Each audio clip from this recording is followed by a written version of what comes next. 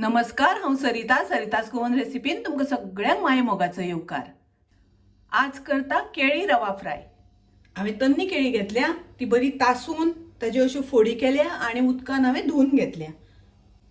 ताका हांव मीठ लायता थोडेशें, तुमी तुमचे चवी अनुसार मीठ लायात। फोडींग आमी अशें मीठ लावन घेवया। तातूंत हांव घालता अर्दो चमचो हळदीची पावडर, 1 चमचो घालता मिरचीची पावडर। हे सगळे आमी फोडींग लावन घेवया मसालो। असो करून सारको फोडींग मसालो लावन घेवपाक जाय। हो हांवें बारीक रवो घेतला आणि आता रवो आमकां असो लावन घेवपाक जाय फोडींग। ह्यो फोडी फ्राय करता आसतना रवो सामको बारीक मेळटा तो घेवपाक जाय। बारीक रवो घेतल्या नंतर फोडींग असो करून बरो लागता तो। गॅसार हांवें तवो तापत दवरला, तातूंत आमी तेल घालून घेवया। आता तवो तापलो तसो ताजेर आमी फोडी घालून घेवया।